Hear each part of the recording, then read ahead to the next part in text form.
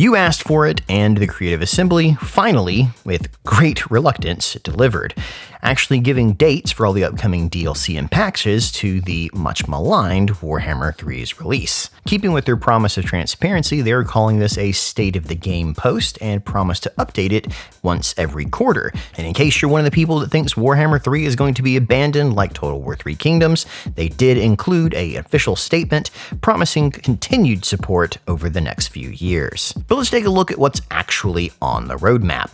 Well, it's not really a roadmap so much as a series of directions from MapQuest in 2006. So let's just get rid of that and get something a little more visually interesting, as I'm going to be reading from the blog that accompanied this post anyway, and there's a lot more detail there. Towards the end of next month, you can expect Update 1.2, which focuses on implementing fixes for community-reported issues while improving areas of the game that players and the dev team would like to see some tweaks to. The highlights are the AI factions will now build towers during siege defenses a little bit more slowly, fixing issues with flying units that are failing to attack ground units and ranged units that are failing to engage valid targets, as well as demon factions that are automatically declaring war on Slaaneshi vassals, ensuring that heavy units now stay in formation better, and AI factions with an anti-player bias will be toned down a little bit. The snow being blindingly brighter than the surface of the sun is also being looked into. In addition to these, what they're calling bug fixes, there are also several gameplay changes coming as well. Auto-resolve is getting some tweaks, there's been improvements to unit responsiveness, again, and improvements to when single entity units fight another single entity units. If you're not aware of this problem, when a single entity fights another single entity, they tend to just swing it thin air a whole bunch. So it's good that's being removed as well. Technology trees will also be getting another pass, as well character traits. Tzeentch and Slaanesh replenishment rates will get a tweak as well, and the leaderboard for the multiplayer will be reset. Accompanying Update 1.2 will be a free LC of the Regiments of Renown. Previously, Regiments of Renown have been largely tied to DLC. They will add one new Regiment of Renown to each of the game's core races. Then we'll enter what can only be described as a no man's land through June and July. An early July Update 1.3 will release, which will introduce Regiments of Renown Pack 2, and though the exact details of what will be included in the update have not quite been ironed out, the general idea is that they'll focus on improved unit formations, skill tree reworks, and increasing the frequency of land battles as well as battle-related fixes. The assembly kit will also release around this time. But the big thing that most of you care about is Update 2.0. By the way, whenever you see the numbers change for a Total War game, that means a DLC has been released. So Update 2.0 will arrive likely in August or September and includes a hefty amount of options with it. Many are calling this a relaunch of Warhammer 3, showing off the new state of the game. And considering the amount of content coming at that time, I think it's clearly an intentional marketing decision. 2.0 will receive the release of the Immortal Empires beta.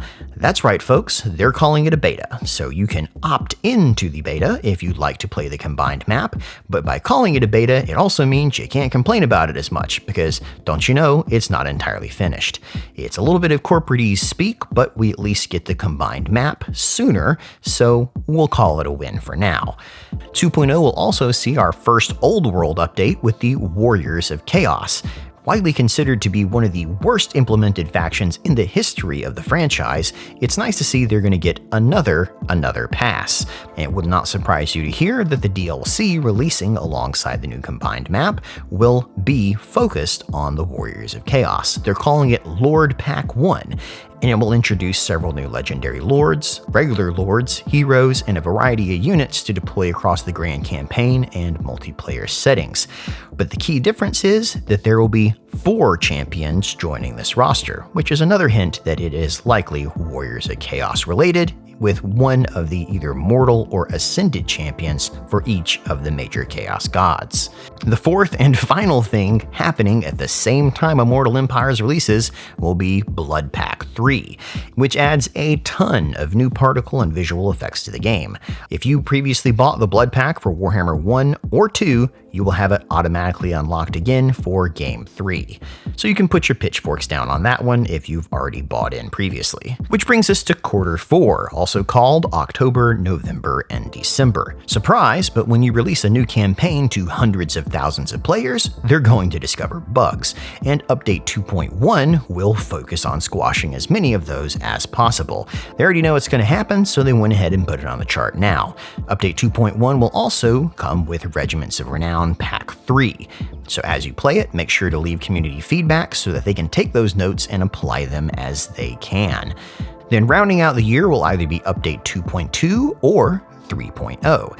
Every time you get a new number change, that means a DLC drops as well. So they're not promising it for sure, but they would like to see something in November or December because that is the biggest spending time of the year for advertising dollars for companies. Regardless of which drops, the major focus of the final update of the year will clearly be the Immortal Empires and getting it back up to snuff and speed. And you'll notice that means that Warhammer will go back to its typical one DLC every 3 months cycle. Though the timings here are hardly ambitious, they are practical and continue with the trend we've seen so far from the company of a major update once every about 2 months. They can always go faster than this and release updates as they can, but any slower than this, and frankly many of you might riot. So we'll see if they continue this once the new year arrives, but I suspect a lot of it will come down to how well this particular roadmap is received by you, the community.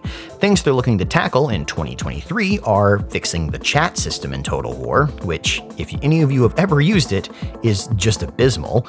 Since the new Domination mode has been a rather popular addition, they want to continue expanding it with new maps, increased faction balance, and more, increasing the multiplayer playability of the game. And that also means porting over land battle maps from Warhammer 1 and 2 into Game 3. As well, the final word from CA on their roadmap is a final thought from Richard Aldridge, the DLC game director for Total War Warhammer 3. I have no idea which part of Great Britain he's from, so I'll just pick a random accent and go with it. Having taken over the post-launch development of Warhammer 3, my team has readjusted its original gaze and focus to improve the experience of the game, based off the feedback we've received from you and continue to receive. But in doing so, this has led to a knock-on effect with our original planned roadmap of new DLC for the game, hence the lack of info on this until now. And it goes on to obviously apologize from there. The team and I understand that actions speak far louder than words, and our aim moving forward is to ensure that we deliver regular new content and game updates throughout the year, which expand your options, focus on quality, and fix, improve, and maintain the game experience based on your feedback. I can't wait to share more gifts with you soon. The team and I are championing at the bit. Obviously, I skipped a little bit in there, so feel free to go and read his full letter on the website. Well, what do you think? Is it what you were looking for? I mean, it's a lot more information than I expected. I halfway thought they'd put a single item up there and then cover the rest in smoke. So if nothing else, this is definitely more transparent. But like I said, what do you think about it?